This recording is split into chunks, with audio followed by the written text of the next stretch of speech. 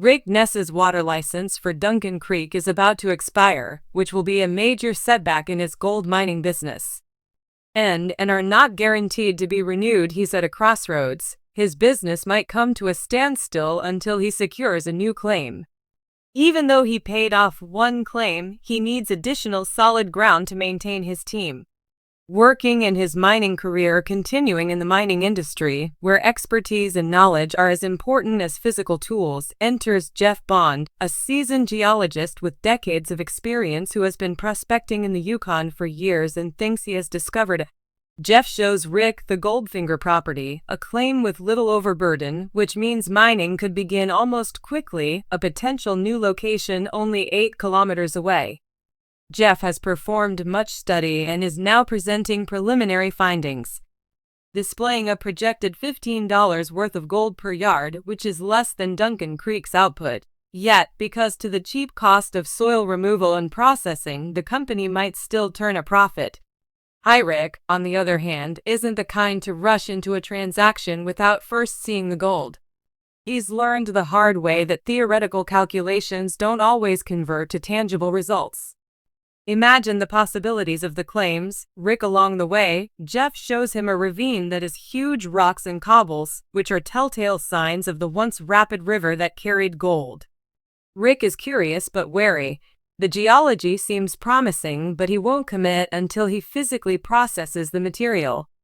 Although Rick owns some of the largest mining equipment in the Yukon, Jeff, a former geologist with the Yukon Geological Survey, is convinced of his findings and urges Rick to test the claim personally.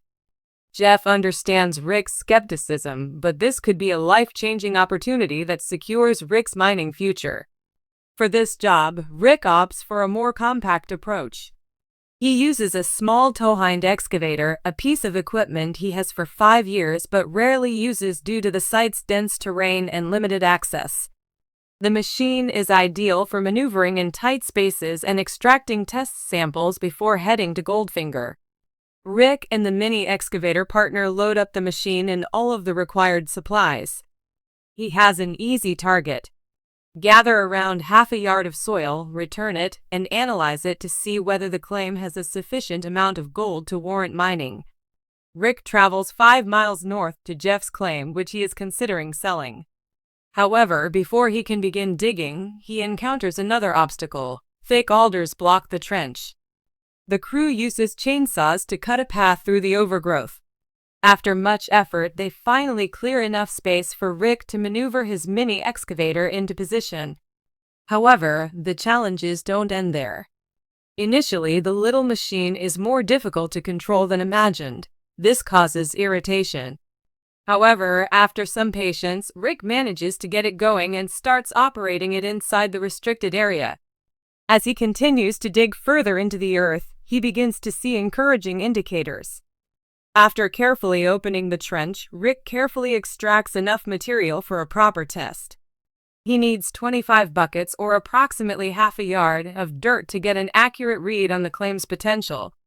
Once collected, the material is loaded onto the side-by-side and Rick gets ready for the test. Big boulders beneath the surface indicate an ancient river, which is a crucial clue that gold may be nearby. The terrain also strongly resembles the gold deposits at Duncan Creek, which further raises his hopes that this claim could be worth investing in. Return to Duncan Creek, where the last task is to analyze the sample and see whether the results are consistent with the findings. Jeff's claim has the potential to secure Rick's operation for years to come if it yields enough gold. However, as any experienced miner knows, nothing is guaranteed until the gold is in the pan. If Goldfinger doesn't yield enough, Rick will have to keep searching for viable ground. The stakes couldn't be higher for Rick, whose mining career depends on finding new land to exploit. With his mining career on the line, Rick Ness doesn't dally after taking a sample from the Goldfinger claim. He immediately packs up his side-by-side and returns to Duncan Creek, where his reliable gold processor, Hither-Folster, awaits. If the sample shows promise, the Goldfinger trait might save the day. This test is that important. Rick is in dire need of this. Without it, he would have to keep looking for usable land, which might waste time and resources when he finally gets there. Heather immediately begins cleaning the gold as she is an authority in the field.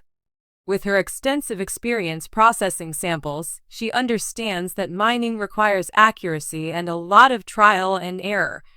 Rick intently observes as she carefully processes the dirt by running it through screens, cubes it, and then processes it on the shaker table. As he anxiously awaits the findings, Heather makes sure that no mistake is made by allowing the heavier materials, including gold, to sink into the grooves of the tables while the lighter silt is wiped away. Rick considers the harsh realities of gold mining. The labor is dirty, wet, and arduous, but he keeps returning for more. The excitement of discovery, the support of his crew, and the hope of striking it rich.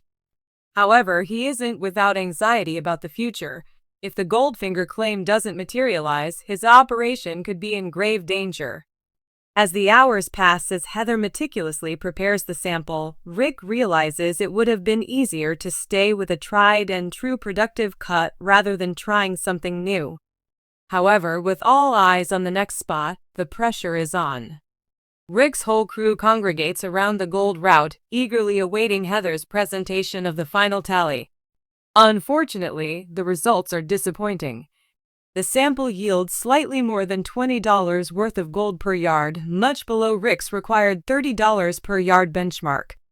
Jeff Bond had assured them of minimal overburden and a decent return, but the numbers tell a different story. To be honest, I'm not too fond of it. Rick boldly declares as he gives everyone a little jar holding the recovered gold that comprehensive testing is necessary, even with optimistic signs. Not every claim turns out to be a gold mine, but that's just part of prospecting. We need to make sure the ground is worth the effort. Rick is unfazed by the setbacks and rallies his crew around a roaring fire. They affirm their commitment to each other and say things like, "We got your back." This is in spite of the fact that the results were disappointing, but Rick knows that his crew's loyalty and dedication are more important than the gold they're trying to extract. Rick nods, grateful for their support. He knows he can always count on his crew to be there for him no matter what. The search for gold is an ongoing process, and Rick Ness isn't about to stop until he finds the claim that will secure their future. The Yukon is huge and the right ground is out there. The only question is whether Rick will find it in time. Although he hasn't signed the paperwork just yet, Goldfinger is looking like his next big move. Everything is pointing in the same direction: the figures, the logistics, and the crew's confidence. If Goldfinger takes the next step, he may lay the groundwork for a successful and sustainable business, one that would ensure his mining career for seasons to come. With the decision on the horizon, it's evident that Goldfinger isn't your average. Assert that this is the chance that, if taken advantage of, may determine the course of Rick Ness's gold mining career moving forward with his. The water license for Duncan Creek is about to expire.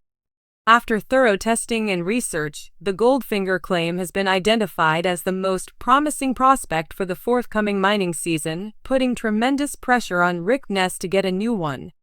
The cost to extract the gold is a more important factor than the amount of gold in the earth when determining the success of a mining operation. Even while Goldfinger won't bring in $30/yard as Rick hopes it would, it still delivers a good return on investment ROI because to its reduced overburden and estimations that exceed $20/yard. With less overburden, less time and fuel may be saved during land stripping, which in turn drastically reduces expenses and makes the claim more economically feasible. Rick knows full well that there is no certain way to make money, but in a field where flexibility is paramount, Goldfinger provides a practical solution.